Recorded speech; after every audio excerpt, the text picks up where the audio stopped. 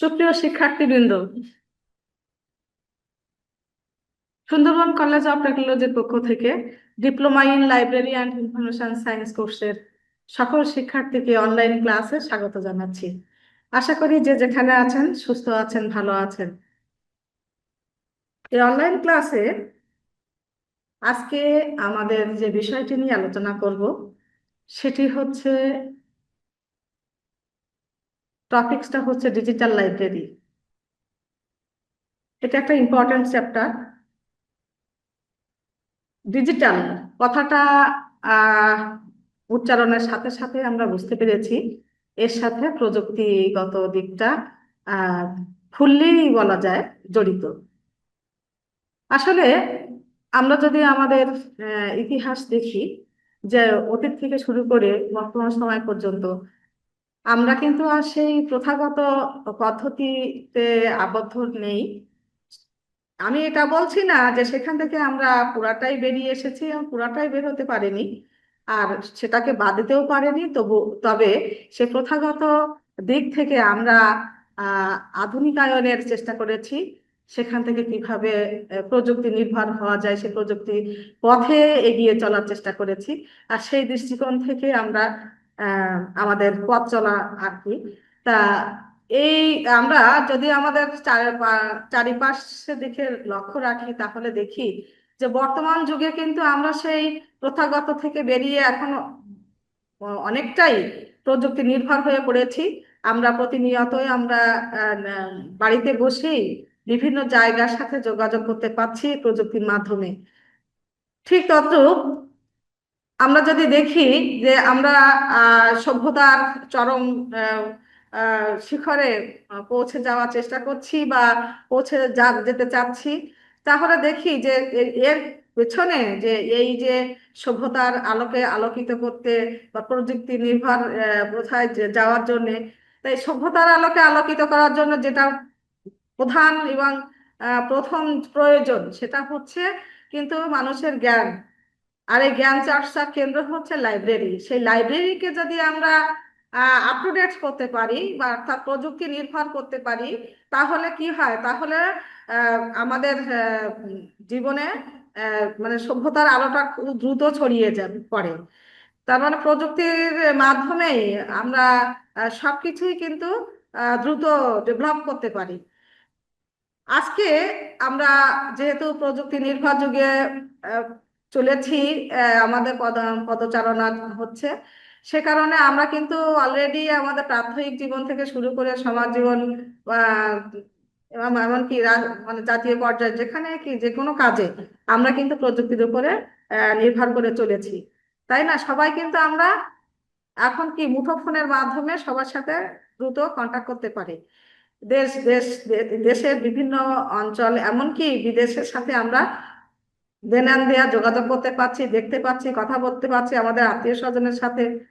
বাড়ি বসে আমরা কিন্তু চাইলে দেশের বিভিন্ন প্রান্তের লাইব্রেরির সাথে যোগাযোগ করতে পারি, পড়তে পারি। কিসের মাধ্যমে? এই প্রযুক্তির মাধ্যমে। তাহলে কি আমরা প্রথাগত পদ্ধতির কি আমরা সীমাবদ্ধ আছি? আমরা কিন্তু সেখানে নাই। আমরা কিন্তু সেখান থেকে বেরিয়ে আসার চেষ্টা করছি, কিন্তু সেটাকে কিন্তু বাদ দিতে পারছি না। আর বাদ দেওয়াও যায় না। কারণ আহ সব সময় দেখেন প্রযুক্তির পাশাপাশি কিন্তু যেটা প্রথাগত পদ্ধতি বা ম্যানুয়াল পদ্ধতি থাকে সেটা কিন্তু সবসময়ই চালু থাকে।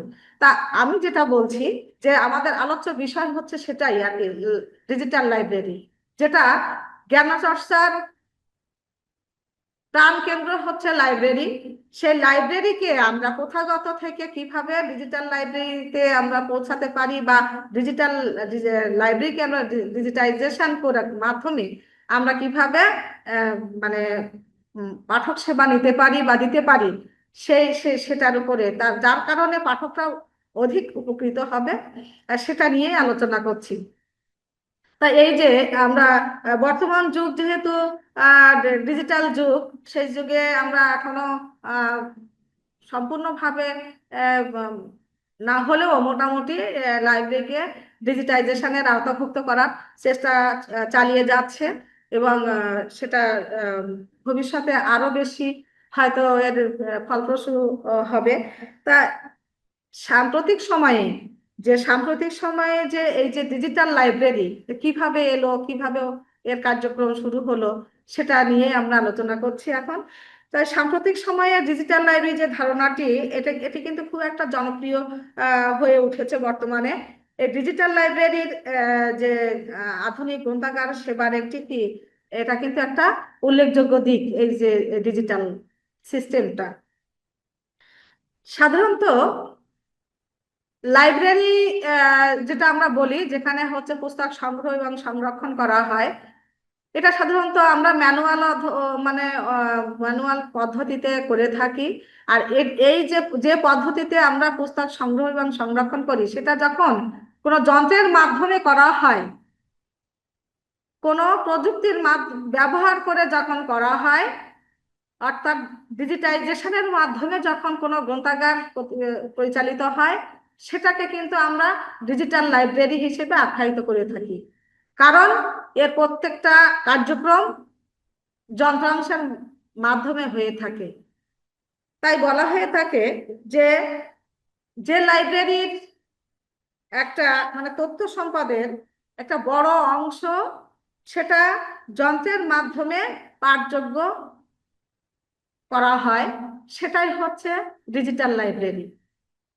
সুপ্রিয় শিক্ষার্থীবৃন্দ, তাহলে ডিজিটাল লাইব্রেরিটা কি? ডিজিটাল লাইব্রেরির যে তথ্য সম্পদ রয়েছে, সেই তথ্য সম্পদের একটা বিপুল অংশ এই যন্ত্রাংশের মাধ্যমে যখন পাঠযোগ্য করা হয়, তখন সেটাকে লাইব্রেরি বলা হয়ে থাকে। আর কম্পিউটার প্রযুক্তির ব্যবহার করে এসব তথ্য সামগ্রী কি করে, এসব তথ্য সামগ্রী কিন্তু এই কম্পিউটার প্রযুক্তি ব্যবহারের মানে ব্যবহার করে তার মধ্যে সে প্রবেশ করে। তাই ডিজিটাল লাইব্রেরিকে যেমন স্থানীয়ভাবে যেমন ব্যবহার করা যায়, তেমনি নেটওয়ার্কের মাধ্যমে বিশ্বের বিভিন্ন মানে জাতীয় পর্যায় থেকে শুরু করে বিশ্বের অনেক লাইব্রেরির সাথে কিন্তু আমরা ঘরে বসে পড়তে মানে যোগাযোগ করতে পারি। কিসের মাধ্যমে? নেটওয়ার্কের মাধ্যমে। আর নেটওয়ার্কটা কিসের? সেটা কিন্তু প্রযুক্তির মাধ্যমে। ঠিক আছে? শুধু যে ভৌগোলিক অবস্থানের দিক দিক থেকে না, বিভিন্ন কার্যক্রমে কিন্তু আমরা এই হচ্ছে যে ডিজিটাইজেশনের মাধ্যমে আমরা ঘরে বসে বিভিন্ন জায়গায় আমাদের অনেক কার্যক্রম সম্পন্ন করতে পারি। আর এই গ্রন্থাগার ডিজিটাইজেশন কিন্তু যখন শুরু হয়, মূলত কিন্তু ক্যাটালগ সিস্টেম থেকেই শুরু। ক্যাটালগ সিস্টেম ডিজিটাইজেশনের মাধ্যমে কিন্তু এর কার্যক্রমটা শুরু করেছিল। কিন্তু এরপরে কি, এরপরে সাময়িকী, নির্ঘণ্ট, সারসংক্ষেপ, হ্যাঁ, তারপর হচ্ছে সাময়িকী এবং রেফারেন্স গ্রন্থ সমূহ, এবং সর্বশেষ বই পুস্তক ডিজিটাইজেশনের মাধ্যমে এই প্রক্রিয়া কিন্তু শেষ হয়। তাহলে এর প্রক্রিয়া কিভাবে চলে? এই কম্পিউটার ডিজিটাইজেশনের প্রক্রিয়াটা প্রথমে যখন শুরু হয়েছিল, একটা ক্যাটালগ সিস্টেমের সাধারণত প্রয়োগ করা হতো। পরবর্তীতে এটা কি করে, সাময়িকী, নির্ঘণ্ট এবং অ্যাবস্ট্রাক্ট বা সারসংক্ষেপ তৈরির ক্ষেত্রে এই মানে তৈরি করা হতো কম্পিউটারের মাধ্যমে। তারপরে হচ্ছে সাময়িকী এবং রেফারেন্স গ্রন্থ সমূহ, এবং সর্বশেষ বই পুস্তক ডিজিটাইজেশনের মাধ্যমে এর প্রক্রিয়া শেষ হয়। ডিজিটাল লাইব্রেরি কিন্তু বেশ, এর পরিধি অনেক ব্যাপক। এ কারণে অনেক গ্রন্থাগারকে মাঝে মাঝে ডিজিটাল লাইব্রেরি নামে পরিচয় করিয়ে দেওয়া হয়। এর মধ্যে এক ধরনের গ্রন্থাগার আছে যে গ্রন্থাগারকে হাইব্রিড গ্রন্থাগার বলা হয়। সেটা কোন ধরনের? হাইব্রিড কথাটা দিয়ে আমরা কিন্তু অলরেডি এর সাথে অনেক বেশি পরিচিত আছি। কারণ আমাদের বিভিন্ন ফসল সামগ্রী আছে, যেটাকে আমরা হাইব্রিড বীজ ব্যবহার করে থাকি, যে উন্নত ফসল। হাইব্রিড মানে উচ্চ ক্ষমতা সম্পন্ন আর কি। তা এটা হচ্ছে আমরা সাধারণত যেটা ফসল উৎপাদনের ক্ষেত্রে সাধারণত যে হাইব্রিড বীজ ব্যবহার করা হয়, এরকম কথাটা এইভাবে ব্যবহার করা। কিন্তু লাইব্রেরির ক্ষেত্রে হাইব্রিড কথাটা কেন ব্যবহার করছি? লাইব্রেরির ক্ষেত্রে এরকম আছে যেটা প্রথাগত পদ্ধতি সহ প্রযুক্তি নির্ভর পদ্ধতি, তারা হচ্ছে পদ্ধতিতে এই পাঠক সেবা প্রদান করে আসছে। তাই পদ্ধতি মানে প্রথাগত পদ্ধতি এবং প্রযুক্তি নির্ভর পদ্ধতির মাধ্যমে যে লাইব্রেরি কার্যক্রম পরিচালনা করে থাকে, সে সমস্ত লাইব্রেরি কিন্তু হাইব্রিড লাইব্রেরির মানে আওতাভুক্ত আর কি। হাইব্রিড ওই ধরনের লাইব্রেরিকে সাধারণত হাইব্রিড লাইব্রেরি বলে বলা হয়ে থাকে। এখানে কি করে, ডিজিটাল এবং মুদ্রিত উভয় ধরনের তথ্য সম্পদ থাকে। এছাড়াও এমন কিছু গ্রন্থাগার আছে যেখানে প্রায় শতভাগই কিন্তু কি ডিজিটাল। অনেক লাইব্রেরি আছে যেটা হচ্ছে প্রথাগত লাইব্রেরি সিস্টেম, যেটা সেই সিস্টেমে না চলে তারা পুরাটাই প্রযুক্তি নির্ভর হয়ে পড়েছে, এবং সেই প্রযুক্তির মাধ্যমেই তারা পাঠকদের সেবা প্রদান করে থাকে। সেখানে কোনো প্রথাগত সিস্টেম প্রয়োগ করা হয় না। তবে প্রযুক্তির পাশাপাশি কিন্তু প্রথাগত সিস্টেম থেকে যায় আর কি, ম্যানুয়াল ওয়ে যেটা বলা হয়। তারপর ম্যানুয়াল ওয়ে থাকলেও সাধারণত সবসময়ই সেখানে কি করা হচ্ছে, ডিজিটাইজেশনের মাধ্যমে পাঠক সেবা প্রদান করা হচ্ছে বা কার্যক্রম পরিচালনা করা হচ্ছে। এই জন্য বলা হয় যে প্রায় অনেক প্রতিষ্ঠান আছে যেমন তার শতভাগই কাজ এই ডিজিটাইজেশনের মাধ্যমে করা হয়ে থাকে। হ্যাঁ, এর মধ্যে যেমন রয়েছে প্রজেক্ট গুটেনবার্গ, তারপরে আইবিব্লিও, ইন্টারনেট আর্কাইভ ইত্যাদি। এগুলো কিন্তু সম্পূর্ণই ডিজিটাল। তাহলে ডিজিটাল লাইব্রেরি সম্পর্কে আমরা যেটা ধরতে পারি যে মানে এভাবে বলতে পারি, একটা ক্লিয়ার ধারণা রাখতে পারি, সেটা হচ্ছে যে মানে যে লাইব্রেরি তার কার্যক্রম মানে যন্ত্রের মাধ্যমে মানে প্রসেসিং করে থাকে আর কি, তার কার্যক্রম পরিচালনা করে থাকে, সেটাকে আমরা ডিজিটাল লাইব্রেরি বলে থাকি। অর্থাৎ কম্পিউটার যন্ত্রের মাধ্যমে তার তথ্য সম্পদের সরবরাহ করে থাকে বা পাঠকদের সেবা প্রদান করে থাকে, সেই লাইব্রেরিকে আমরা ডিজিটাল লাইব্রেরি হিসেবে আখ্যায়িত করে থাকি। তাই এই ডিজিটাল লাইব্রেরি ব্যবহারের যে এই লাইব্রেরি যে কার্যাবলী, মানে যে কার্যক্রম পরিচালনা করে থাকে বা যে কার্য সেবা প্রদান করে, সেগুলো কি কি আমরা একটু দেখি। তা যে এই ডিজিটাল লাইব্রেরি যে সমস্ত কাজগুলো করে থাকে সেটা হচ্ছে, প্রথমত হচ্ছে পর্যাপ্ত পরিমাণ তথ্যের ব্যবহার, তারপর দ্বিতীয়ত বিভিন্ন উৎসের প্রাথমিক তথ্য লাভের সুবিধা, তৃতীয়ত হচ্ছে সাধারণ টেক্সটের সাথে সাথে মাল্টিমিডিয়া উপকরণও ব্যবহার করা যায়, তারপর ব্যবহারকারী বান্ধব ব্যবহার ইন্টারফেস তৈরি করে, অন্যান্য ডিজিটাল উৎসের সাথে হাইপারলিংকের মাধ্যমে সংযুক্তি পাওয়া যায়, তারপর ক্লায়েন্ট ও সার্ভার গঠনশৈলী করে, একই রিসোর্স অনেকেই এক মাসে ব্যবহার করতে পারে। সুপ্রিয় শিক্ষার্থীবৃন্দ, আসলে ম্যানুয়াল ওয়েতে যেটা সম্ভব হয় না, ডিজিটাল ডিজিটাল পদ্ধতির মাধ্যমে সেটা অনায়াসে সম্ভব হয়। একটা লাইব্রেরিতে যে বই একজন পাঠক ব্যবহার করতে পারে, অন্য পাঠকের জন্য সেটা অসুবিধার সম্মুখীন হতে হয়। সেক্ষেত্রে দেখা যায় যে এই ডিজিটাল লাইব্রেরির ক্ষেত্রে এই লাইব্রেরিতে এই প্রযুক্তির মাধ্যমে বা যন্ত্রাংশের মাধ্যমে একই সাথে একই বই বিভিন্ন পাঠক ব্যবহার করতে পারে। তাই এই ডিজিটাল লাইব্রেরি ব্যবহারের কিছু সুবিধা আছে, কিছু অসুবিধা আছে। তা সুবিধা নিয়ে আমরা আলোচনা করি। ডিজিটাল লাইব্রেরি ব্যবহারের যে সুবিধা সমূহ, তার মধ্যে যে দেখা যায় তার মধ্যে উল্লেখযোগ্য যেগুলো সেগুলো বলছি। এটা ভৌগোলিক সীমাবদ্ধতা মুক্ত।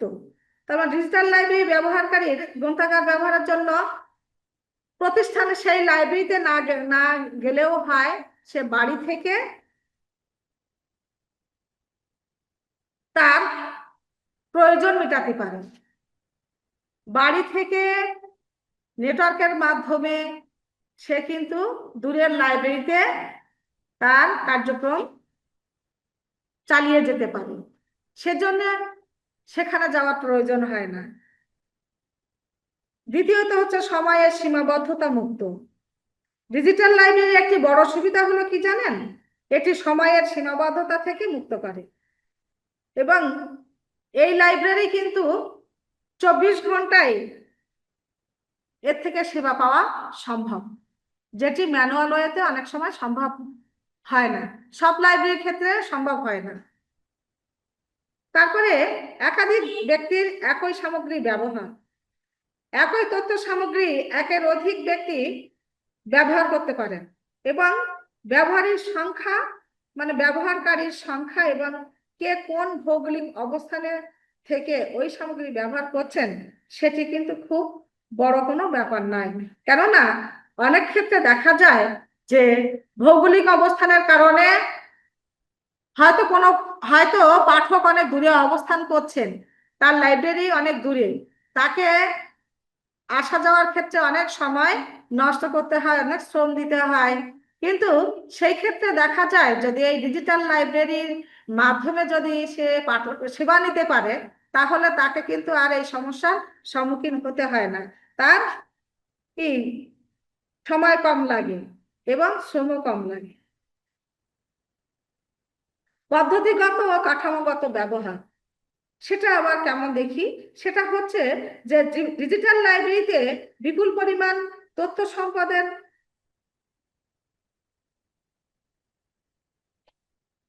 অত্যন্ত কাঠামো ভিত্তিক ও পদ্ধতিগত ভাবে প্রবেশ করা যায়।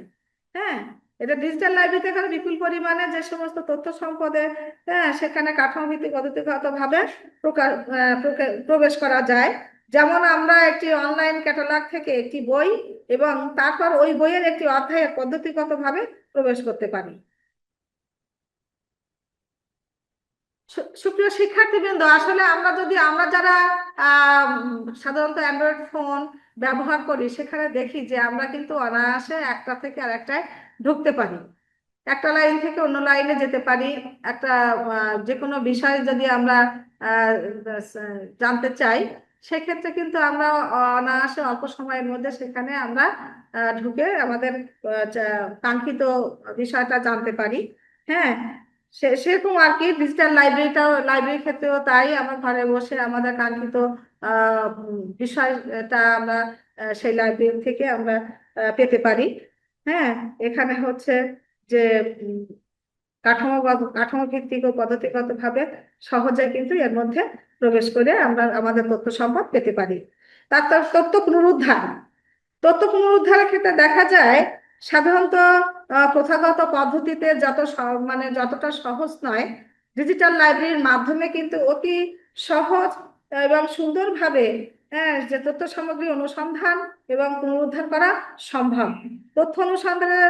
মানে তথ্য অনুসন্ধানে যতটা অগ্রসর পর্যায়ে দক্ষতা না থাকলেও একজন সাধারণ ব্যবহারকারী সম্পূর্ণ গ্রন্থাগার সংগ্রহ থেকে কিন্তু কি করে সুনির্দিষ্ট অনুসন্ধান শব্দ দিয়ে অনুসন্ধান পরিচালনা করতে পারেন। খুব সহজেই কিন্তু এর মাধ্যমে করা যায়, এই ডিজিটাল পদ্ধতির মাধ্যমে।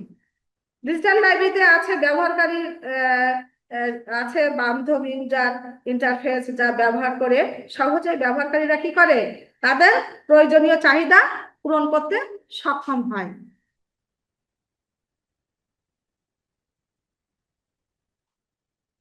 এই ডিজিটাল লাইব্রেরিতে কি করে যে বান্ধব ইউজার ইন্টারফেস আছে, যা ব্যবহারের মাধ্যমে ব্যবহারকারী খুব সহজেই তাদের প্রয়োজনীয় চাহিদা পেতে পারেন। তারপরে কি আছে, এই সমস্ত মানে আরো অনেক সুবিধা রয়েছে, যেটা হচ্ছে তথ্য সংরক্ষণ ও ব্যবহারের নমনীয়তা। এতে কিন্তু অনেক বেশি করে তথ্য সংরক্ষণ করা যায়। তারপরে হচ্ছে ব্যবহারের ক্ষেত্রেও নমনীয়তা রয়েছে। এই নমনীয়তার কারণে কিন্তু একটি মূল ডকুমেন্ট থেকে কোনো ক্ষতি না করেই এটাকে কিন্তু অসংখ্যবার পুনরুদ্ধার করা সম্ভব হয় বা পুনরুদ্ধার করা যায়।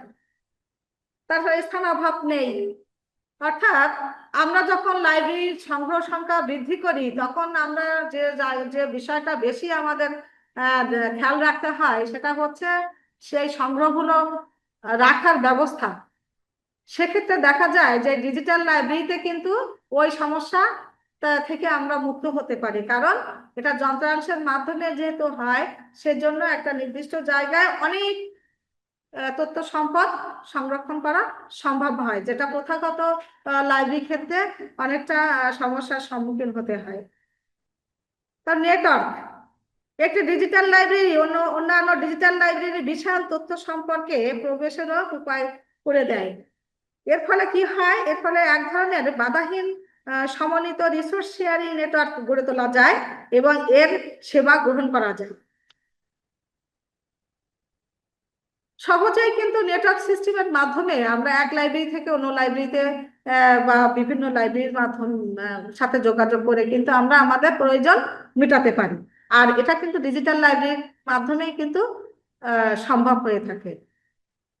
তারপর স্বল্প ব্যয়, যদিও এই ব্যাপারে ডিজিটাল লাইব্রেরির ভালো মন্দ দুটো দিকই রয়েছে, কিন্তু তারপরও যদি আমরা দেখি যে তত্ত্বগতভাবে প্রথমত লাইব্রেরির চাইতে এটি এটি কিন্তু রক্ষণাবেক্ষণ খরচ কম হয়। কারণ একটা প্রথাগত লাইব্রেরি চালাতে হলে সেখানে কিন্তু কি করে কর্মী সেট করতে হয়, সেই কর্মীদের বেতনের ব্যবস্থা করতে হয়, তারপর মুদ্রিত সামগ্রী রক্ষণাবেক্ষণ করতে হয়, তারপর ভবন ভাড়া, অনেক সময় নিজস্ব ভবন না থাকলে ভবন ভাড়া নিতে হয় ইত্যাদি। এর পেছনে কিন্তু একটি প্রথাগত গ্রন্থাগার বিপুল পরিমাণে অর্থ কিন্তু ব্যয় করে করতে হয় বা ব্যয় করে থাকে। কিন্তু এটা দেখা যায় যে ডিজিটাল লাইব্রেরির ক্ষেত্রে কিন্তু এটা করতে হয় না। ডিজিটাল লাইব্রেরি কিন্তু অনেক হচ্ছে কর্মীর প্রয়োজন হয় না। কিন্তু এই যতটা সুবিধা নিয়ে আমরা আলোচনা করলাম, ঠিক তেমনি এই ডিজিটাল লাইব্রেরি ব্যবহারের ক্ষেত্রেও কিন্তু অনেকগুলো অসুবিধা সম্মুখীন হতে হয়। সে অসুবিধাগুলো নিয়ে আমরা একটু আলোচনা করি। সেটা হচ্ছে আসলে বিভিন্ন সময় ডিজিটাল লাইব্রেরি কিন্তু বিভিন্ন সীমাবদ্ধতার কথা ব্যাপকভাবে কিন্তু আলোচনা হয়ে থাকে বা হয়। মূলত এসব সীমাবদ্ধতার কারণেই কিন্তু ডিজিটাল লাইব্রেরির বাস্তবায়ন এখনো আমাদের যে যে পরিমাণ কাম্য সেই পরিমাণ কিন্তু এখনো হয়নি। কারণ ডিজিটাল লাইব্রেরির মানে পরিচালনার ক্ষেত্রে এর অনেক অসুবিধার সম্মুখীন হতে হয়। সেই অসুবিধাগুলো আমি একটু আলোচনা করছি। উচ্চ ব্যয়, আমরা কিন্তু আহ সবাই জানি যদি আমরা বেশি অত্যাধুনিক ভাবে যদি জীবন কাটাতে চাই তাহলে কিন্তু আমাদের পয়সা খরচ করতে হয়। কারণ সেক্ষেত্রে দেখা যায় যে আমাদেরকে প্রযুক্তির উপরে নির্ভর করতে হয়, আর প্রযুক্তি পরিচালনার জন্য কিন্তু খরচের প্রয়োজন হয়। সেরকম প্রথাগত লাইব্রেরিতে যেমন যতটা খরচ হয় তার থেকে বেশি খরচ হয়তো হতে পারে। তার হলো এই মানে যদিও আনুষঙ্গিক কর্মী এটা ওটা থেকে হয়তো খরচ কম হয়, কিন্তু এর বিদ্যুতের পরিমাণ বা যন্ত্রাংশের দাম সবকিছু মিলিয়ে কিন্তু একটা মানে মোটা অঙ্কের ব্যয় বরাদ্দ থাকে বা হয়ে থাকে। সুষ্ঠু মানে এখানে সামগ্রী সুষ্ঠু মানে তথ্য সামগ্রী সুষ্ঠু রক্ষণাবেক্ষণ, অনলাইন অ্যাক্সেস, নেটওয়ার্কিং হার্ডওয়্যার ও সফটওয়্যার ইত্যাদির পেছনে যথেষ্ট অর্থ কিন্তু আমাদের ব্যয় করতে হয়। প্রযুক্তির অব্যাহত অগ্রগতির কারণে নির্দিষ্ট সময় পর পর কি করা লাগে, ডিজিটাল লাইব্রেরি সাম্প্রতিক ডিজিটাল মিডিয়াও কিন্তু রূপান্তরিত করা লাগে বা মাইগ্রেট করতে হয়, মানে মাইগ্রেট করতে হতে পারে। সেক্ষেত্রে কি হয়, সেক্ষেত্রে কিন্তু খরচের মাত্রাটাও বেড়ে যায়। দ্বিতীয়ত হচ্ছে কপিরাইট সমস্যা।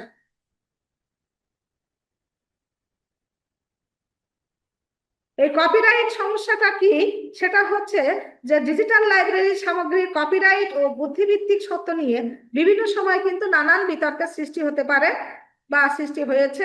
হ্যাঁ, কপিরাইট বহির্ভূত সামগ্রী ডিজিটাইজেশন করার মাধ্যমে এই সমস্যাকে কিন্তু কি করা যায়, এড়ানোর চেষ্টা করা হলেও কপিরাইট সামগ্রী ডিজিটাইজেশন নিয়ে প্রায় নানা রকম আইনি ঝামেলা কিন্তু কি হয়, সূত্রপাত হচ্ছে বা হয়ে থাকে। বিভিন্ন সময় বিভিন্ন আইনি সমস্যার সম্মুখীন হয়। তারপর ডিজিটাল বৈষম্য, এখনো কিন্তু অনেক জায়গা আছে যেখানে হচ্ছে আধুনিকতা সম্পূর্ণ ছোঁয়া সেখানে পৌঁছায়নি। সে সমস্ত জায়গায় যে লাইব্রেরি গুলো আছে, হ্যাঁ, যেখানে এখনো বিদ্যুৎ, তারপর কম্পিউটারায়ন, টেলিযোগাযোগ ইত্যাদি এখনো পর্যাপ্ত পরিমাণে এগিয়ে নেই। হ্যাঁ, কিছু কিছু এগিয়ে গেলেও সব ক্ষেত্রে কিন্তু তারা এখনো আধুনিকতার ছোঁয়ায় পৌঁছায়নি। সেক্ষেত্রে কিন্তু মানে এই ধরনের সেবার একটা বৈষম্য থেকে যায়। হ্যাঁ, তাদের কাজের নীতিগত ভাবে তাদের স্থানকাল পাত্রভেদে কিন্তু কি করেন, এটি সবাই ডিজিটাল লাইব্রেরির সুবিধাভোগী হওয়ার কথাও কিন্তু এরা আহ থাকলেও কিন্তু বাস্তবে এটা সম্ভব হয় না বা হচ্ছে না। এ কারণে ডিজিটাল বৈষম্যের শিকারের দেশগুলো ডিজিটাল লাইব্রেরি সুবিধা থেকে কি হয়, বঞ্চিত হচ্ছে। হ্যাঁ, তারপর হচ্ছে দক্ষ জনবল। শুধু লাইব্রেরি যে ডিজিটাইজেশন করা করলেই যে সবকিছু হয়ে যায় তা না। এই লাইব্রেরিকে সুন্দরভাবে পরিচালনার জন্য কি দরকার, দক্ষ জনবল। আর এই দক্ষ জনবলের অভাবে কিন্তু এর কার্যক্রম ব্যাহত হয়। সেক্ষেত্রে কিন্তু এটা অগ্রগতি লাভ করতে পারে না। তবে এই এই ধরনের লাইব্রেরি সুন্দরভাবে পরিচালনার জন্য দক্ষ জনবলের প্রয়োজন। তো সুপ্রিয় শিক্ষার্থীবৃন্দ, আমরা হচ্ছে ডিজিটাল লাইব্রেরি কি, এর কার্যক্রম কি, কার্যাবলী কি, তারপরে হচ্ছে সুবিধা অসুবিধাগুলো নিয়ে আমরা এতক্ষণ আলোচনা করলাম। বাংলাদেশের প্রেক্ষাপটে এটি কতটুকু ভূমিকা রাখে সেটা আমরা একটু দেখি। সেটা হচ্ছে, বাংলাদেশের সকল প্রতিষ্ঠান কি ডিজিটাল মানে ডিজিটাল লাইব্রেরি আছে? সুপ্রিয় শিক্ষার্থীবৃন্দ, আসলে আমরা যদি দেখি, তাহলে আমরা সহজে অনুমান করতে পারি যে যে আমাদের দেশের প্রেক্ষাপটে সব লাইব্রেরি কিন্তু ডিজিটাল লাইব্রেরি ডিজিটাইজেশন করা এখনো পর্যন্ত সম্ভব হয়নি। তারপরেও মানুষের কিন্তু স্বপ্ন দেখতে অসুবিধা নেই। মানুষ কিন্তু, বাংলাদেশের মানুষ কিন্তু সবসময় স্বপ্ন দেখে। হ্যাঁ, আর সেই সেই সেই সেখান থেকে মানে সেই স্বপ্ন থেকে কিন্তু তারা দেখে যে বাংলাদেশের সকল শিক্ষা প্রতিষ্ঠান যাতে এই ডিজিটাইজেশন স্থাপন করা যায়, আহ, তাহলে সুন্দর একটা সেবা প্রদান করা যায় সহজে। এই স্বপ্নকে সামনে রেখে বর্তমান বাংলাদেশ কিন্তু এগিয়ে যাচ্ছে। হ্যাঁ, পাঠ্যসূচিতে তথ্য প্রযুক্তি এবং গ্রন্থাগারে নতুন প্রজন্মের প্রযুক্তিতে দক্ষতা নিশ্চিত করা কিন্তু এই যদি সম্ভব হয়, যদি লাইব্রেরি ডিজিটাইজেশন থাকে। আর সেই ডিজিটাল গ্রন্থাগারের মাধ্যমে তথ্য সেবা আরো কিন্তু কি করা যায়, আরো কিন্তু তথ্য সেবা গতিময় করা যায় যদি এই ডিজিটাইজেশন প্রযুক্তি ব্যবহার করা যায়। এর ফলে কি হয়, এর ফলে ব্যবহারকারীগণ ইন্টারনেট সংযোগের মাধ্যমে গ্রন্থাগারের সকল সেবা উপভোগ করতে সক্ষম হয়। আর সেই লক্ষ্যে বর্তমান বাংলাদেশ কিন্তু কি তার কার্যক্রম অব্যাহত রেখেছে, যাতে করে গ্রন্থাগারগুলো যাতে ডিজিটাইজেশনের আওতায় আনা যায়। এই লক্ষ্যে তারা কিন্তু কাজ কাজ করে যাচ্ছে। অদূর ভবিষ্যতে হয়তো দেখা যাবে যে প্রত্যেকটা লাইব্রেরি ডিজিটাইজেশনের আওতাভুক্ত হয়ে গেছে। এই ইলেকট্রনিক উপাত্তের সাহায্যে ব্যবহারকারীকে যে সকল গ্রন্থাগার সম্পর্কিত সেবা প্রদান করা হয়, তাকে কিন্তু আমরা সাধারণত কি করি, তাতে সেই সমস্ত লাইব্রেরিকে আমরা ইলেকট্রনিক লাইব্রেরি বলে থাকি বা ইলেকট্রনিক লাইব্রেরি সেবা বলে থাকি। এই নতুন লাইব্রেরি সেবার মাধ্যমে কি হয়, উন্নত ডাটা প্রসেসিং প্রযুক্তি ব্যবহার করে সকলের কাছে কিন্তু তথ্য পৌঁছে দেওয়া সম্ভব হয়। এ কারণে দিনে দিনে কি হয়, এই সেবার ব্যবহার দ্রুত বৃদ্ধি প্রাপ্ত হয়।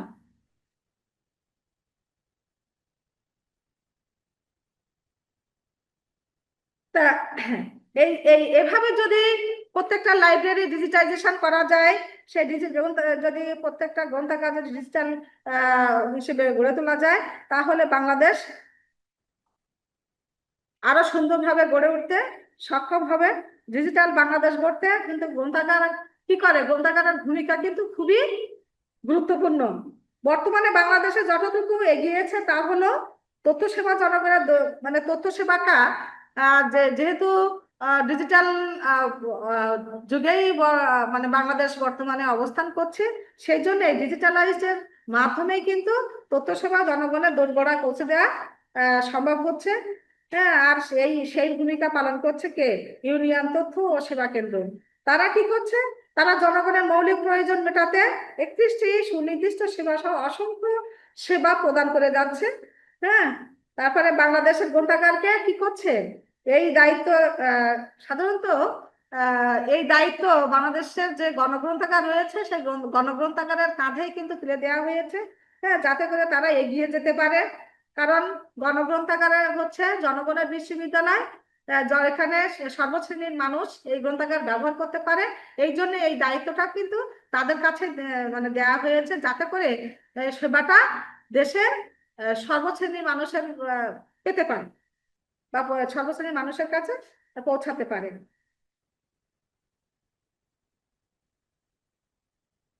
এর মাধ্যমে তাদের জাতীয় পর্যায়ে যা যা করণ মানে করার প্রয়োজন তা করতে পারে।